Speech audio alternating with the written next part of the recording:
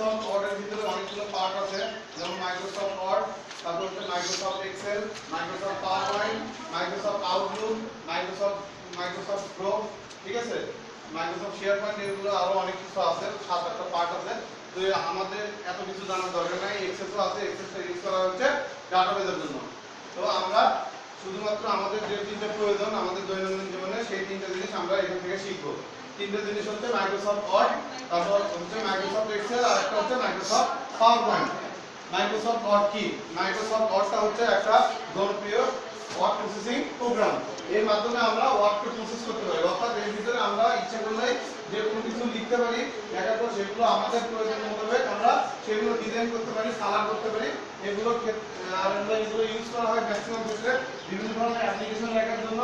এরপর হচ্ছে আমাদের কোনো চিঠি লেখার ক্ষেত্রে, অথবা স্কুলের নোটিশ বোর্ড, যে নোটিশ বোর্ডগুলো লাগে সব কিছু নোটিশ বোর্ডে যে নোটিশটা টাঙিয়ে দেয়, এগুলো লেখার ক্ষেত্রে হচ্ছে আমরা ইউজ করি হচ্ছে মাইক্রোসফট ওয়ার্ড। এরপর হচ্ছে মাইক্রোসফট এক্সেল। মাইক্রোসফট এক্সেলের কাজ হচ্ছে, মাইক্রোসফট এক্সেল হচ্ছে ডাটা স্টোর করার জন্য ইউজ করা হয়, ডাটা অ্যানালাইসিস করার জন্য এবং ডাটা রিপ্রেজেন্ট করার জন্য।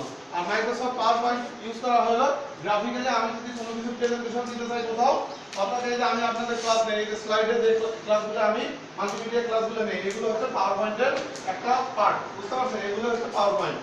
তো মাইক্রোসফট ওয়ার্ড যদি আমরা শিখতে চাই, তাহলে আমাদের প্রথমে কি করতে হবে, আমাদের কম্পিউটারে, এটা হচ্ছে একটা যেহেতু অ্যাপ্লিকেশন সফটওয়্যার, সেই ক্ষেত্রে আমাদের কম্পিউটারে এই সফটওয়্যারটা অবশ্যই আমার কম্পিউটারে থাকতে হবে।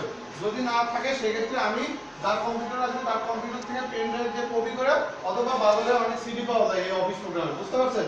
বাজার থেকে সিডি কিনে নিয়ে এসে সিডি রোমের ভিতরে দিয়ে কপি করে আমার কম্পিউটারে একটা লোকেশনে রাখবো। এরপর আমি এটা আমার কম্পিউটারে ইনস্টল করে নিব। ইনস্টল করার পর তারপর হচ্ছে এটা কোথা থেকে বের করবো, এটা দুই ভাবে করা যায়। একটা হচ্ছে আপনি যদি ডেস্কটপে মাউসের রাইট বাটন ক্লিক করে নিউ থেকে Microsoft Word, Microsoft Excel, Microsoft PowerPoint সবগুলো শর্টকাট ওখানে থাকে। আরেকটা বের করার উপায় হচ্ছে আপনি